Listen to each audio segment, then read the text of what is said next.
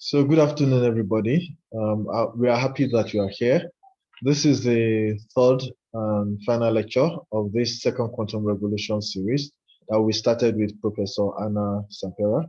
So Professor Anna Sanpera is visiting us from UAB in Spain. So she's visiting us here in Kigali for like 3 months.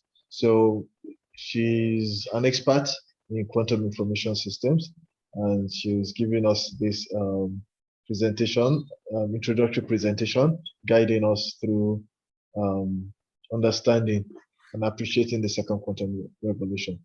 So thank you very much, Anna, and over to you. Yeah, thank you, Malulu. So let me finish this lecture. So first of all, thanks to be connected. I would like to finish today these series lectures with some applications. But as you know, I always try to review a little bit what we have been seeing. So in the last two lectures, so maybe this is the most important message that it has to be kept for, if there is a message, so what they say, take-home message is this one. So there is no information without a physical implementation. Okay, and this is what we are seeing, and this is why quantum information theory, it's in some respects quite different from classical information theory, and why quantum technologies are different, because everything has to be implemented in a physical system, and if the system follows the laws of quantum mechanics, it's going to be different than if it follows the laws of classical physics. So in the last week, we were revisiting a little bit this, and we were looking that indeed properties of quantum mechanics tell us that it's not possible to clone quantum information. So different from classical information, there is not a way to photocopy information, which is good. Also, we saw that as a classification entanglement, for instance, all these correlations are, quantum correlations are fundamental. So superpositions and quantum correlations are important for shared randomness and for quantum teleportation. And today I would like to look a little bit about this quantum computation, cryptography, and so on.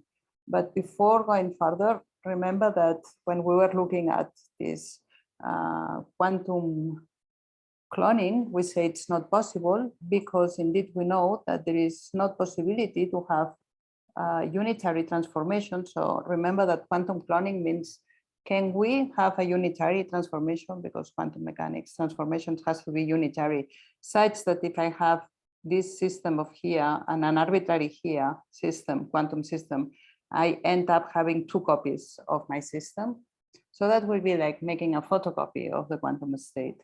And then we were showing that if this is a completely general system, so for instance, this system, it's, I don't know, alpha times, it's a qubit, okay, and it's alpha times 0 plus beta times 1. And I apply a unitary to these two qubits and to my qubit, which is an state X.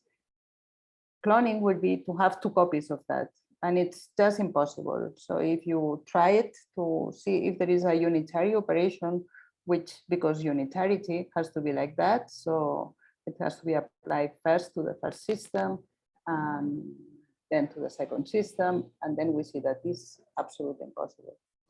Okay. Another thing that we saw, which is quite interesting, it's that quantum mechanics allows us, and we will see the consequences of that today, to share random sequences of classical bits. And this is the following. I was saying, so if you have always two parties, which they are called traditionally Alice and Bob, that they share 1, 2, 3 up to n copies of this state of here, which is a singlet state or a maximally entangled state, because it cannot be written like a product state. And now Alice measures and the wave function collapses. So she sees 0. She knows that Bob, even if Bob has not measured, she knows that Bob will have 0. And if she measures and she gets on the second random qubit, on the second share Bell state, she measures and she gets 0. Bob, when he measures, he also will get 0, and so on and so forth. So they end up having a random sequence which is shared between both of them. And this will be very important for many of the applications of quantum information, as we will see. And I was trying to say that this it's also very interesting because tells us that quantum mechanics is in coherence with relativity. So we cannot send anything. We cannot send information faster than light. Anything can go faster than light. And since information has to be encoded in a physical system, it cannot be that we send information faster than light. And the reason is that Alice doesn't have any information because prior to her measurement, she will never know if she will get a 0 or a 1. So therefore, she cannot send a bit of information to Bob or because she doesn't know what she's going to have. Okay.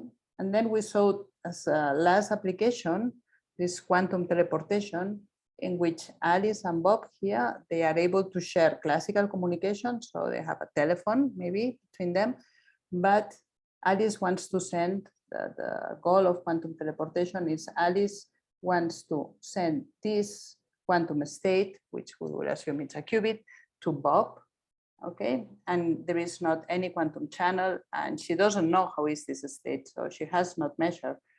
And we show that this is possible because if Alice makes a measurement in part of her state that shares with Bob and this state, Bob and then measures. Okay, so Alice has to perform this measure in her 2 qubits, makes what it's called a Bell measurement, and then if she gets 0, 0, she picks up the telephone and says to Bob, hey, Bob, don't do anything. You have my state, psi A. If she gets 0, 1, she picks up the telephone and says, hey, Bob, you have to apply a Z operation. It's a unitary. Okay, it's just like 0, 0, minus 1 to your qubit, and you will get exactly my state. And the same if I get 1, 0 or 1, 1. And this is what it's teleported is the state of this qubit. This is teleported to Bob. So Bob will end up having a state which is exactly this one of here, but it's not the state. Okay, so it's not a physical teleportation. It's teleported all the properties of the state, which is quite nice because this is something it cannot be done classically, and it cannot be done because there is not entanglement. So there is not such kind of correlations. And now I wanted to talk today a little bit about other things. Mostly I want to talk about quantum computation because this is what I said at the beginning that I would like to talk. So what is this quantum computation and why this is important? About quantum communication, in particular, I want to talk about quantum cryptography, and if there is some time about quantum simulations, and in particular, how that can help to solve problems of condensed matter. So quantum computation. Okay, and the first thing is why quantum computers are relevant, what they are for, what they will do. And the thing is the following, okay? So if you have a problem, and this is what computer science does, one has to do how to solve this problem. First, if the problem can be solved or not, or how to solve it. And this is the typical thing to do to see the difficulty of how easy or how difficult it is to solve a problem. Wow. So that making straight lines. Okay, so we have here, imagine the following graph. Okay, and now we put time that we need to solve a problem, and here we put the size of the input of my problem. Okay, and with that, so if I make my input size of the problem bigger, how much time I will need to solve this problem? And this is not related to the kind of computer that I have. Okay, so it's absolutely independent on the, let's say, of the classical computers on the hardware. Okay, and then we can have problems that I will put that they are easy, in which, okay, so when I increase the input, what I will find is that this is polynomial. For instance, it goes like the size of the input, so this is n, okay, to the square. And then there are other problems which are very difficult because they don't go polynomial, they go, whoops, they go, for instance, exponential, okay? So imagine that my solution goes to 2 to the n, okay? So these two problems are very different. These problems, which are like that, which they go as a time which is a polynomial on the input, these problems are easy. Okay. And these problems of here, they are difficult, very difficult. So what makes a problem easy or difficult? It depends if we have an algorithm that tells us a good algorithm. So to go from one place to another, maybe there is not a clear difference. Maybe one can invent an algorithm which is easy. So let's put as a very simple example. So what is easy? Easy, a problem which is easy. Okay, multiplication. And this is easy because we have an algorithm which was invented indeed by the Arabs, in which the multiplication is always the same. So if I have to multiply twice, 2 times, I will do like that, and I will say 4. But if I have to do 21 by 13, I will do the same operation. It's linear with the input. So I will do 3 times 1, 3, 2 times 6, 1, 1, 2, and then I have to do an addition, which is also linear. And if this is not that, this is this operation. And so if I ask any of you to multiply 50 digits by 50 digits, you will be able to do it because it's linear on the size. Okay, this is a very easy operation. But there are problems which are not like that they are complicated. And for instance, difficult is this one. Okay, it's that now I give you a huge number. Okay, I don't know, 1, 3, 7, 4, 7, 5, 3, 9, 7, 7, 2, 7. Okay, and now I ask you, is this number, can you factorize me this number? So can you find if there is 2 numbers that multiply by each them prime, they give this number? This is super difficult. So in the easiest case, if I say multiply 3 times 5, okay, this is 15. Now, oops, this is 15. We all know this is very easy. And now the inverse problem is, if I give you 15, please give me 2 prime numbers that multiply, give 15. So this is very easy, 3 and 5. But when this input size increases, the problem is not anymore polynomial. Okay, and so what it happens is that the people in computing science, the things that they do is that they solve these problems, they classify how the problems have to be. It's very complex. I'm not a computer science, so it's just an indication. So how the things are. So there are problems, let's say that they are here, and these are class P. Okay. Then there are problems, which I will explain how they are, which they are called bounded probabilistic polynomial. Okay. And then there are problems, let's put it like that. A huge amount of problems that they are exponential. Okay. And there is a class of problems that I will put it, I don't know, like that, which is bigger than BPP, which is, this class is called quantum probabilistic polynomial. So, and there are problems, and this is why quantum computation started to be very interesting. There are problems, and particularly this factorization that I was saying, that they are here. Okay, so that cannot be solved with a, yes. Anna, please, I have 2 questions. One, BPP is what? BPP, I will tell you now, it's bounded error probabilistic probabilistic polynomial. I will tell you in a second. So for instance, wait, before that, let me ask a question, step back. So this factorization problem, is it a matter of fact that we are just not smart enough to know how to factorize it, or we'll never be able to factorize it? For instance, the multiplication that you gave to us, if I was in primary school, I wouldn't know what to do. But I learned, and now I know what to do. So now it's easy for me because, I don't know, I became smarter. Because you learn an algorithm, because there is an algorithm which is efficient. Okay, so this is exactly what you say. In the school, you learn an algorithm, the same that we all learn, which is efficient. Yeah, so now the factorizing, maybe somebody will come up with an algorithm. Maybe it can be a person that comes with an algorithm which is able to do it. But for the moment, this is, if somebody is able to do it, as This is a super huge thing because it has been tried for many, many, many years and nobody has been able to do it.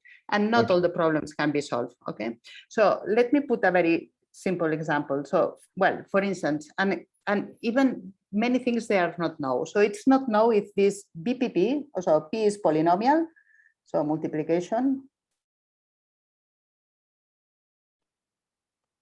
BPP, I will explain now a little bit what it is that let's use something classically, which is let's use randomness. So this is bounded error, probabilistic, because we are going to use random, probabilistic, polynomial. QPP is, well, I put it wrongly because this is not QPP, is bounded quantum probabilistic. This is quantum. And X is exponential. Okay, so it's not non-polynomial. Let's put it like that. So, for instance, 10 or 20 years ago, I don't know, maybe a little bit more, but not so much. Giving a number, if I ask you, all these problems you at the end are problems, as you will see, they have to classify it in this way, that solving the problem it's difficult, but verifying the solution it's easy. Okay, so for instance, many years ago, it was thought if I give you a number and I ask you, is this number prime or not? It was believed that it was not polynomial and classically it could not be solved. Okay, so if the number is huge, but then later they realized that this problem it's here.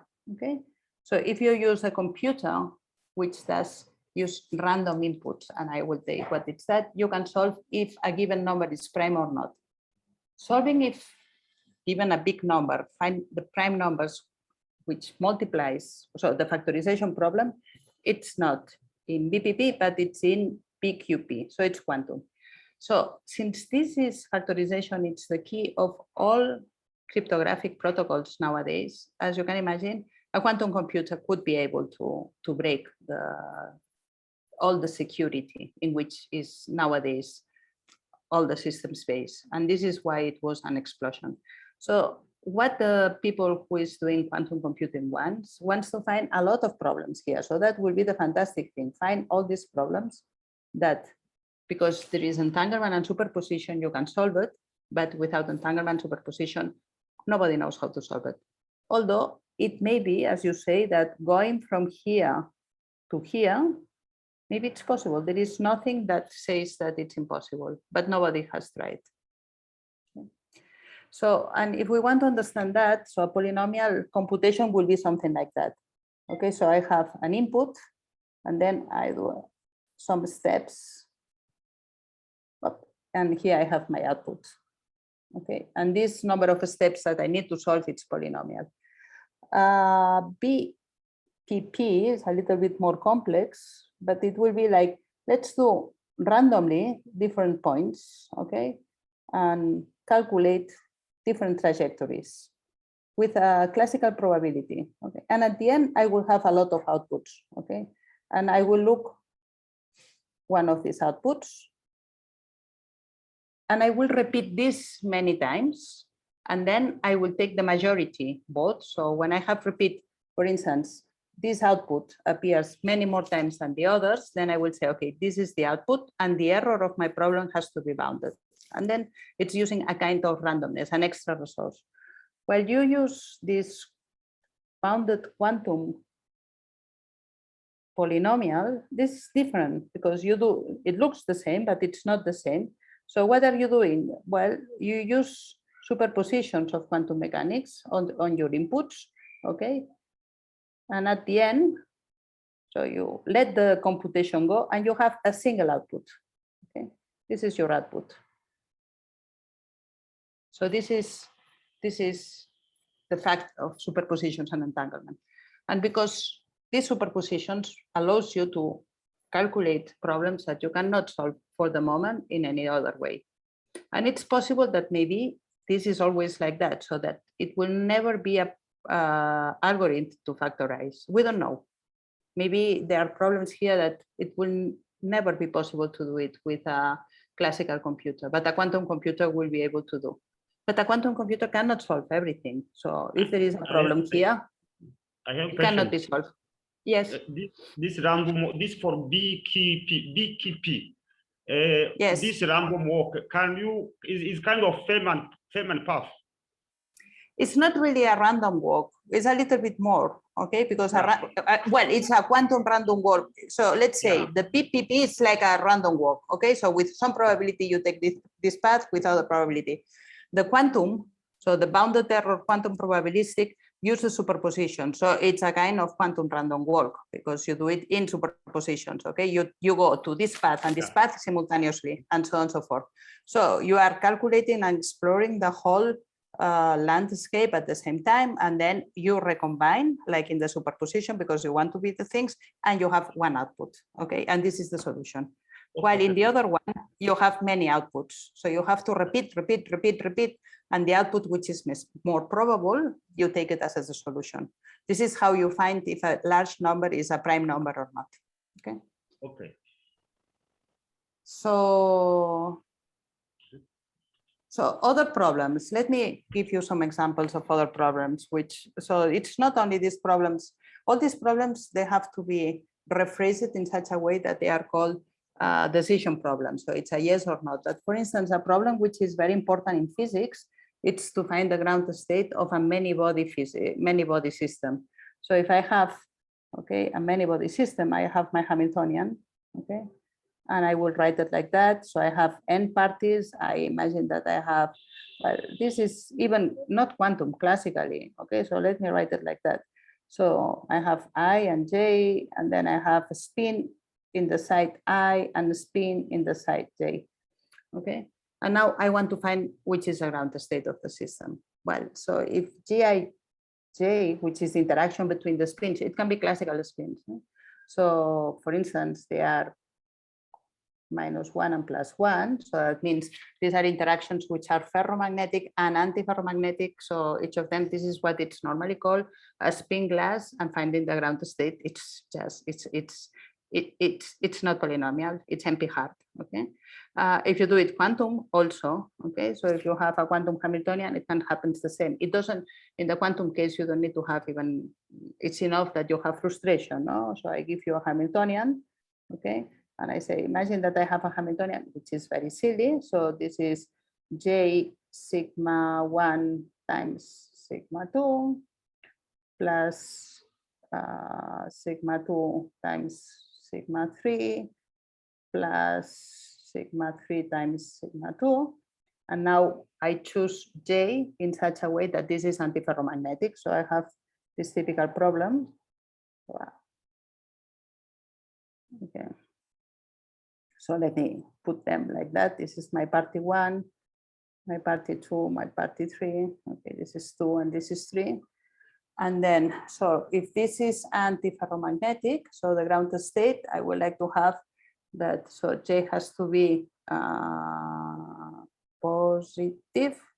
And so if I have that this guy is like that, oops, so the spin is spin 1 particle, and this is antiferromagnetic, this one has to be antiferromagnetic, this one has to be antiferromagnetic, but it cannot be because then it's aligned ferromagnetic with the one, okay? So this is what it's called frustration. Oops. And of course, if you have 3 parties, this is frustration.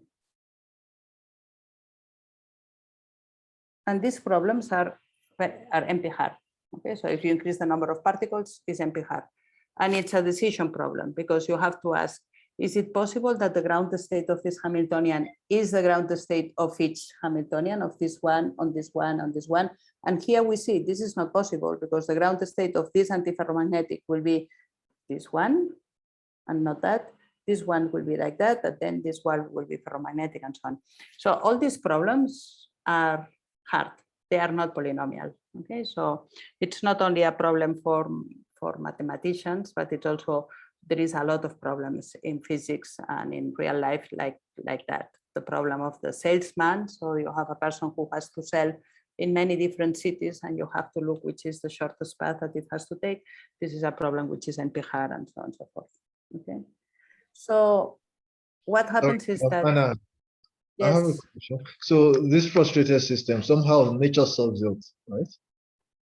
well, yeah, but for instance, nature solves some things. No, it's like I was saying, you have the system and it's organized, but if you want to describe the properties of the system, you want to find how is the ground state, which is the ground state, which is the energy of the ground state, and you cannot do it. So if you have three parties, yes, because you will have a superposition, but if you have n parties, okay, and you have n spins and you have 2 to the n, okay, so you, first of all, you cannot diagonalize. We will see why, because of course, if you have n parties, let's say the maximum thing that you can diagonalize in a super huge computer nowadays, it's for n equal to 40 parties. Okay, so any piece of material, 40 atoms is nothing. Okay, 40 electrons is nothing in nature. So you cannot do it. Okay, so you have to look other things. So this is a problem. Yeah, is this where like annealing could come in, where you anneal the system and then it goes to a ground state somehow? Yes.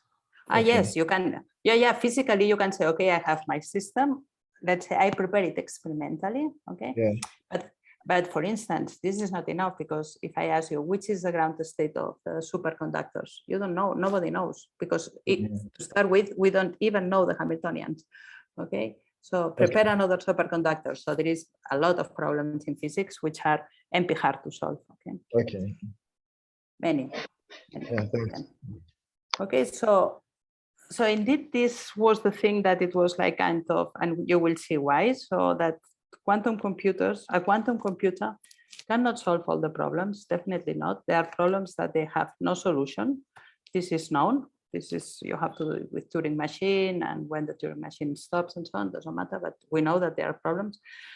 But we know that nowadays there are problems that we believe they cannot be solved with a classical computer, but they can be solved with a quantum computer. Okay. And then one has to kind of organize which is this kind of problems, and then how to organize this quantum computation. And the quantum computation, I mean, of course, everybody has a different point of view. I am a physicist, so not a mathematician, so I will understand that a computation, an abstract thing of that I will have, it's an operation that I have on binary strings. Okay, so I will have my string, which I will denote it always in this notation in quantum physics, where x will be between, can take the values 0 and 1, and I will have n of this that, so that will be that x. This is equivalent for me to say that, or for us to say that I have n qubits, which are prepared in x1, x2, and all of them, they are initially in 0 or 1. I don't care other things, other superpositions. Okay, and now an operation means an operation. Okay, so you have these things, this string of bits. You can define that as you want. You can decide that associate, these are string of bits, 0, 1, 0, 1, 1, 0, binary. Okay, and normally an operation, a computation means that, okay, computation means that you take your string of bits and you have to find a way to go to 0 and 1.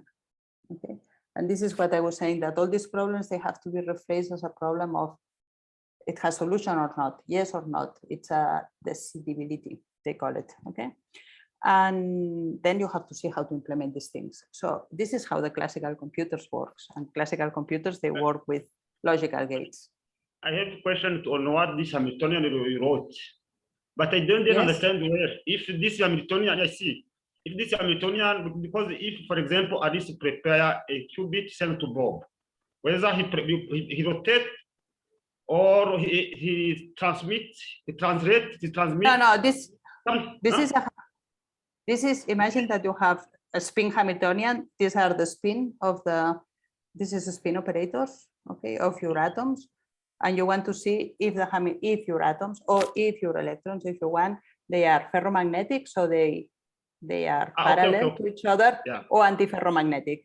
So if you take and you put the spins like that in this geometry, in a triangular geometry, okay, you realize that I cannot have, if I have only 3 spins, I cannot have that with antiferromagnetic operations. This is impossible, okay? Okay. So, which means it's impossible? It's impossible that the ground state is a solution of the Hamiltonian and at the same time is a solution of each of the terms of the Hamiltonian. Okay, this is not possible, but it has to be in this geometry. Of course, if I put it in a linear geometry, okay, and they are antiferromagnetic, fine, this is correct. Okay, I will put it like that, and that's it. It's not a problem. Okay, but in this triangular geometry, I cannot do it. Okay, so one has to look how to do these operations, and now there are several ways of doing universal computation. There is one which is adiabatical computation, which means I prepare a state and then I change the Hamiltonian very slowly so that the ground state follows these changes in the Hamiltonian until I reach the solution that I want. Okay, I'm not going to talk about that. I don't know it very well.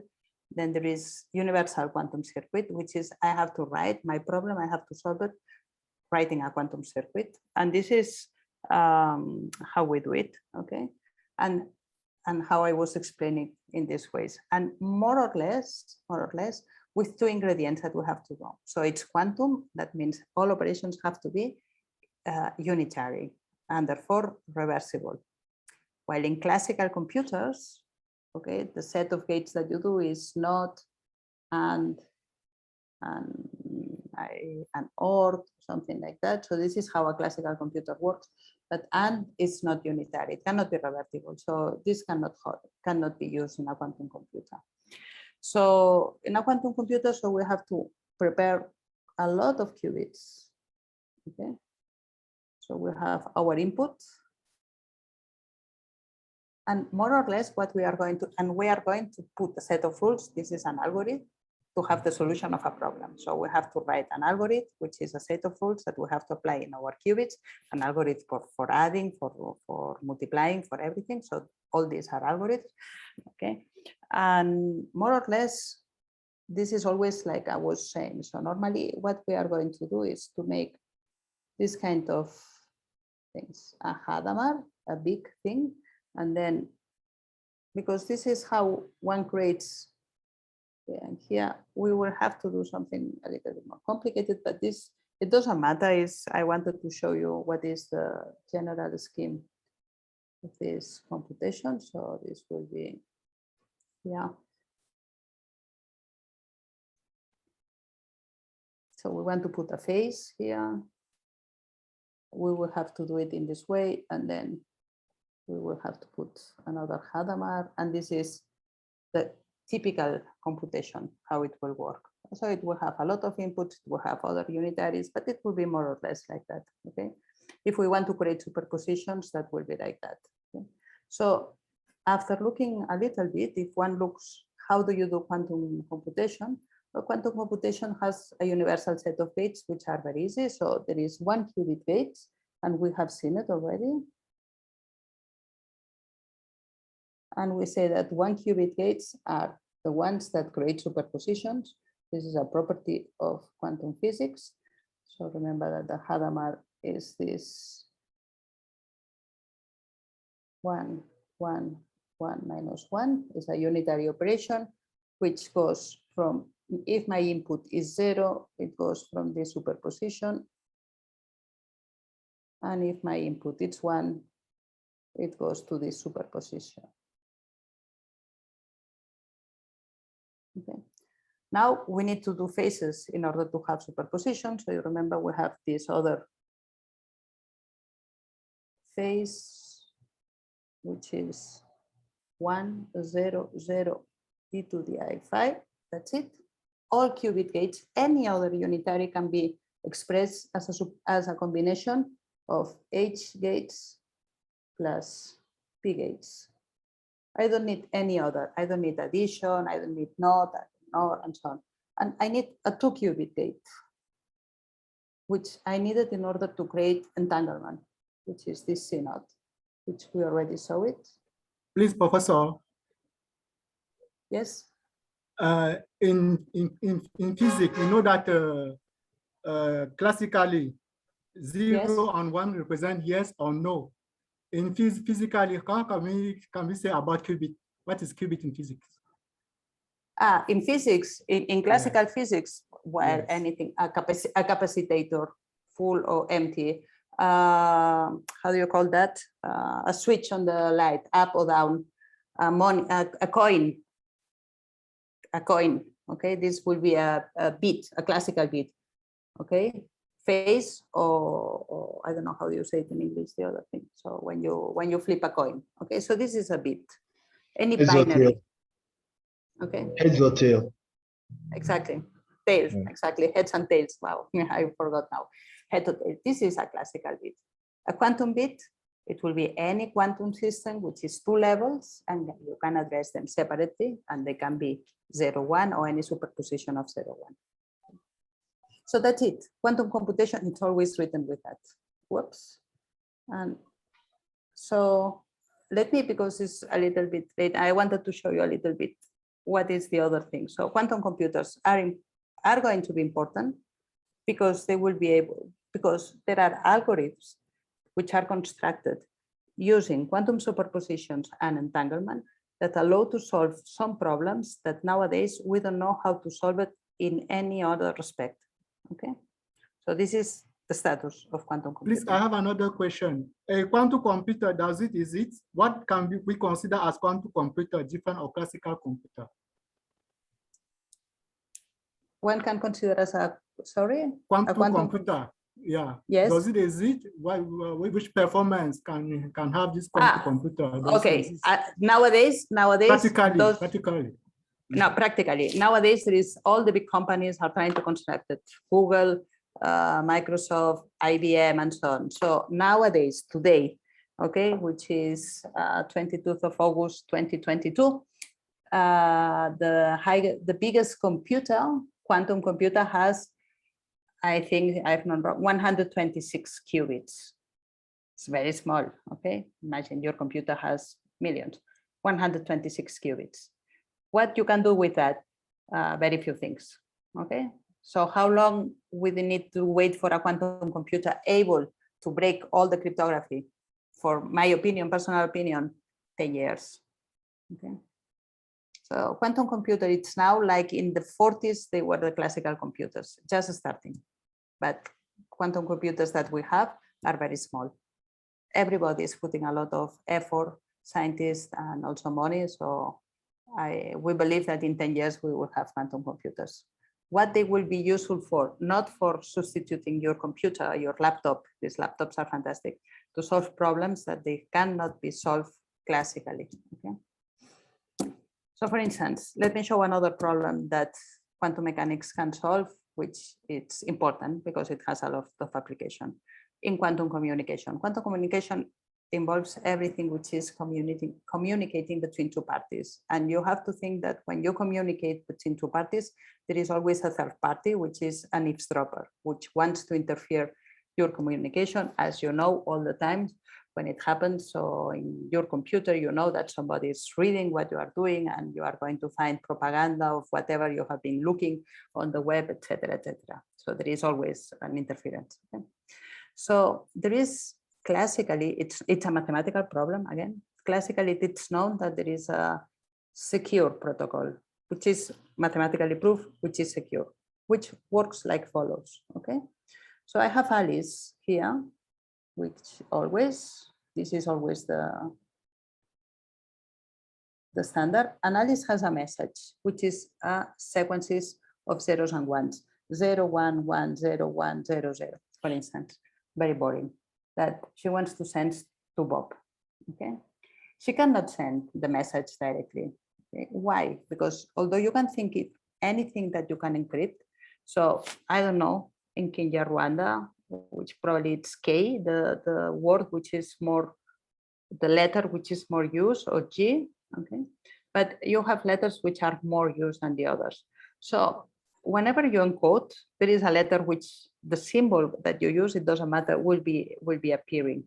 And the people who breaks messages just does that. Okay, so depending on the language, so in English is E, in Spanish is A, and so on. And all the letters, they have a frequency that they appear. So it's very easy to break that with a lot of time. So you have to encode that, okay? You have to do something secret. Now, in order to encode, what you do is you take a key, and this is the thing, a key, okay? Which is a sequences of zeros and ones, random, okay? Completely random. And now you add these two things modulo 2, okay? Modulo 2, so 0 plus 0, 0, 0 plus 1, 1, 1 plus 1 modulo 2, 0, 0 plus 1, 1, 1 plus 0, 1, 1 plus 0, 1, 0 plus 1, 1. And this is the coding, this is the code, okay? This is the code. And now this code is secure. And now I can even publish it in the newspaper, okay? I will publish 1, 1, 1, 1, 0, 1, 0. I send it to Bob, okay?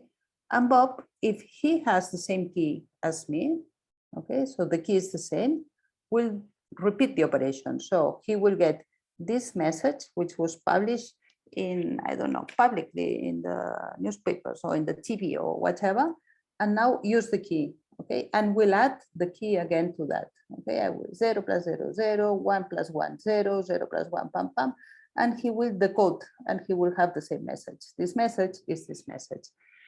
This, it's completely secure if the following happens. The key has to fulfill the following things, has to be random, okay? Has to be secret. So only Bob and Alice can know it. Can be used only one. Can be used only one. Every time that I want to send a message, I have to change that. And has to be as long as the message.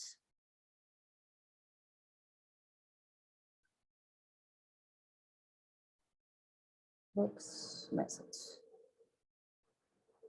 Okay. So in order to communicate, we need to have a key that fulfills that. And if this key fulfills that, the communication is free.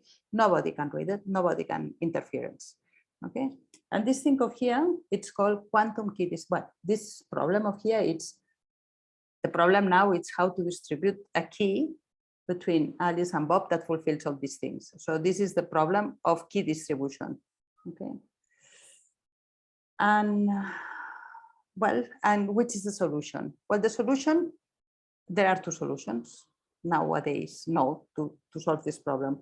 One solution, which is the one that we use, all of us, we use that, it's the public key cryptography, which means find a problem which is very difficult to solve, okay, but very easy to verify the solution. It's mathematical. Which is this problem? Factorization, okay? So factorization is a problem which is super difficult. Therefore, I'm going to encode a protocol using factorization. And this is the most famous algorithm nowadays, which is called RSA, because it's the people who invented Ridley, Sutton, I don't remember the names. And this is a number which has 160 digits. Okay, so these are the keys that we are using normally in our credit cards and so on. And so, and the problem is very difficult because you have to find two number primes that multiply, give you this digit. And there is another solution, however, which is the quantum cryptography. And you can already imagine that there is a solution like that, because I was telling you that quantum cryptography, okay, allows to have random, to share random bits. Okay? And this is one of the things also which is very important, okay? Because we know that everything which is now encoded or secret or whatever, it uses this problem, this approach, which a quantum computer will be able to break it. And therefore, it's much better to use an approach which is based in quantum physics, okay, which is quantum cryptography. And this quantum cryptography works like the following way. So like before, so I have Alice, I have Bob, and Alice and Bob, of course, every time that you talk about cryptography, you have to think that there is somebody trying to eavesdrop. So I know that if Alice and Bob, both of them, they are sharing maximally entangled state. Okay, so if they are sharing this state, which is maximally entangled,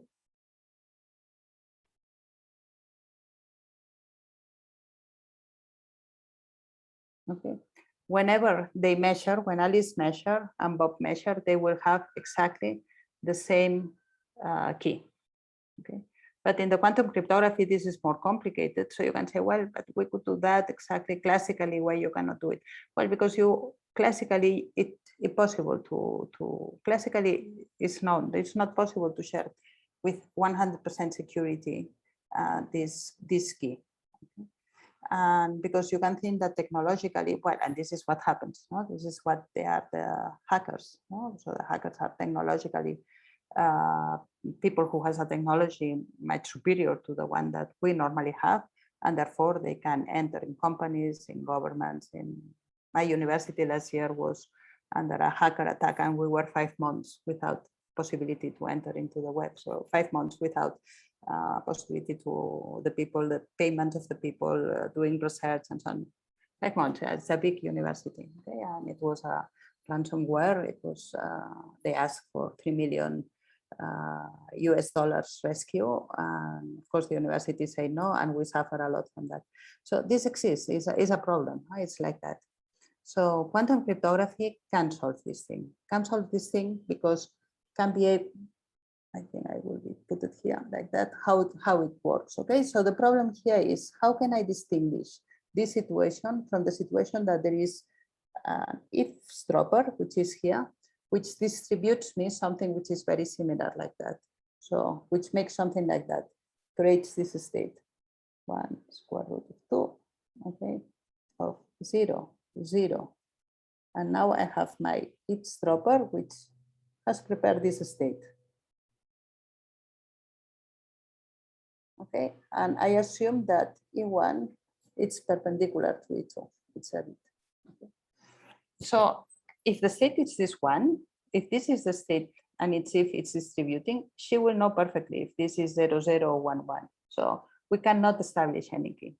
Okay, so we have to distinguish between these two things. And how we do it in quantum physics? Well, we do it in the following way, okay, which is the following. So there is Alice, there is Bob, and Alice and Bob, they are receiving, somebody tells you, listen, you are receiving this maybe maximal entangle, or maybe there is a malicious person here, which is say you are receiving but it has interference there.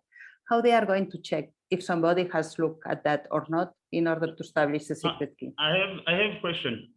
However you get information since you can't copy a quantum state?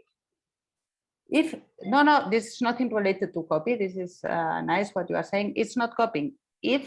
So you are where you are now. I am where I am now. And imagine that you say, okay, we are going to receive over qubits. How can you and I know if these qubits are entangled, although it looks like, or not?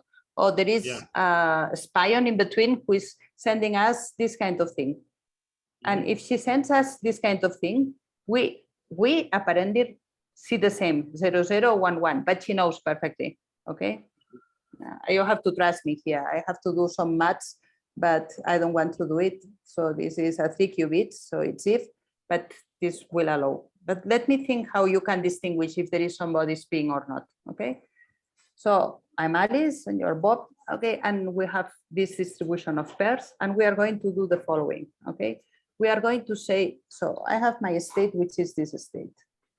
Okay, this is a maximal entangled state in any basis. Okay, so 0, 0, and 1, 1 here it's in the Z basis, but in the X basis. So I measure in the Z direction, but if I measure in the X direction, it's also a maximal entangled state, obviously. Okay, so what Alice and Bob they are going to do is the following: they share N of these pairs, okay?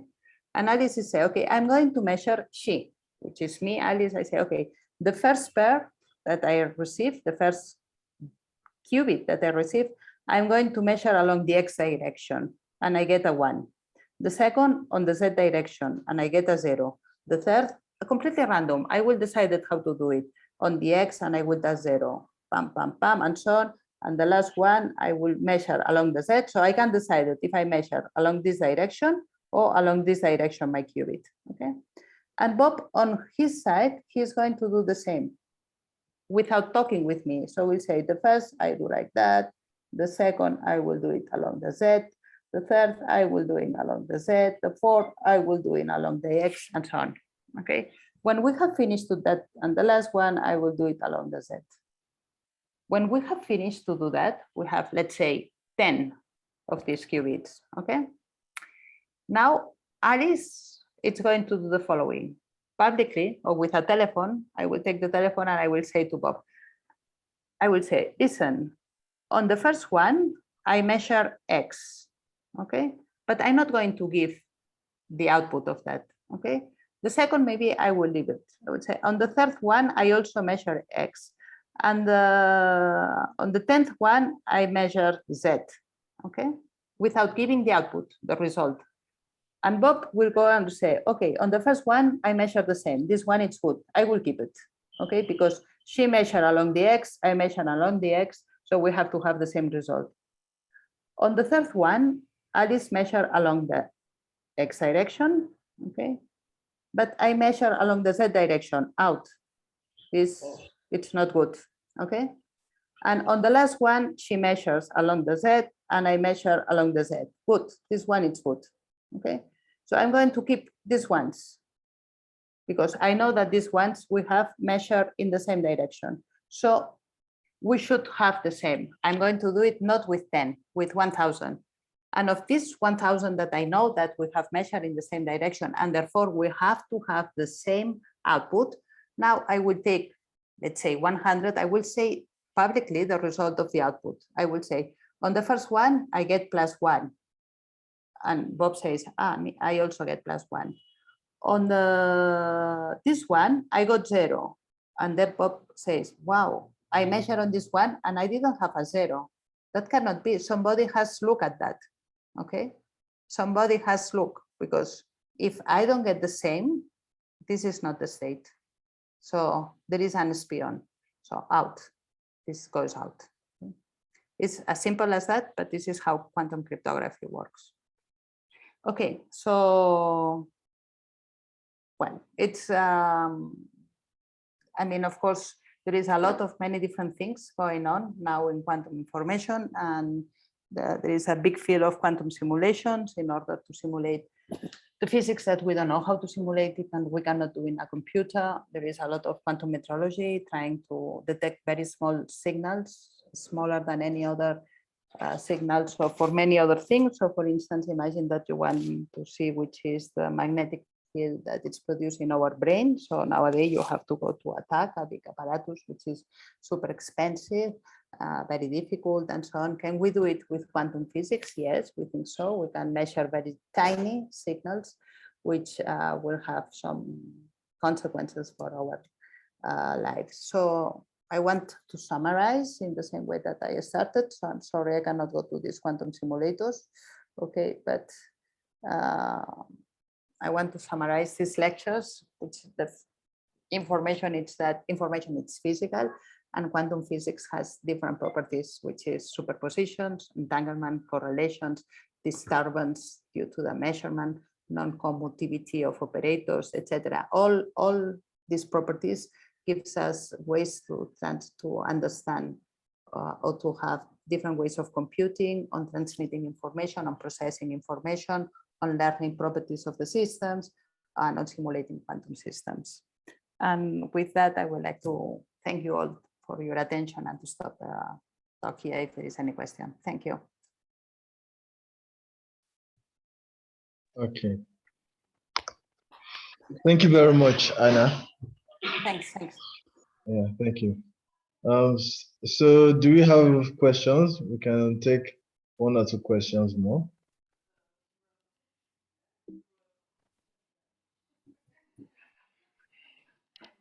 Well, this is a lot of information in a short time, so this is complicated.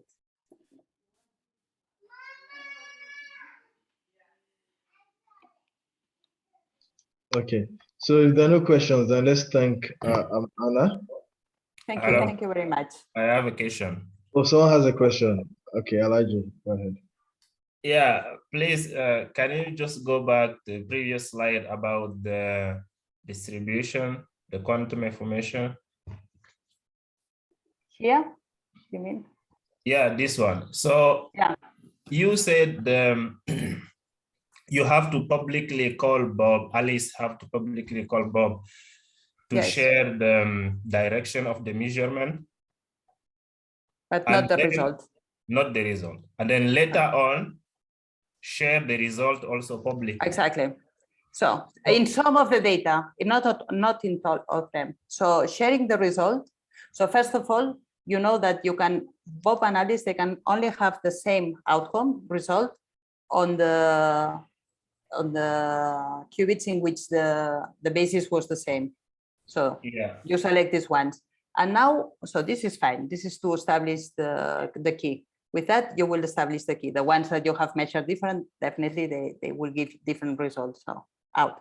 And now you have to see if somebody has been looking at that or not. Okay, how do you can see it? Well, if somebody has looked at that, you will lose the correlations.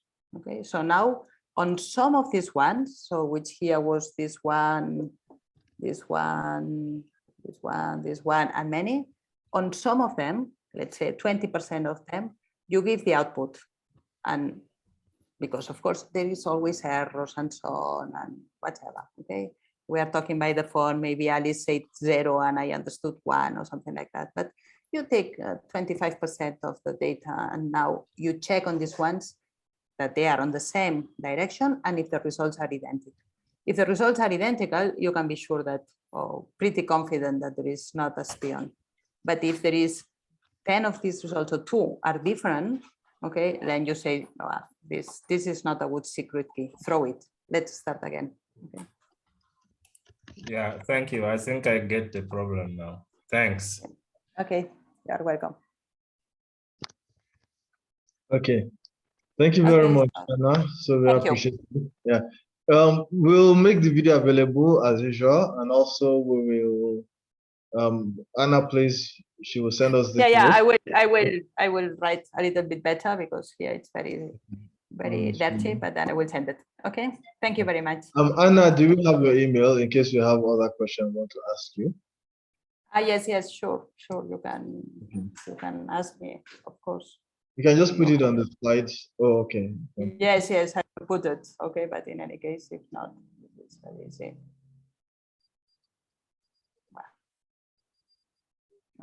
I will give my.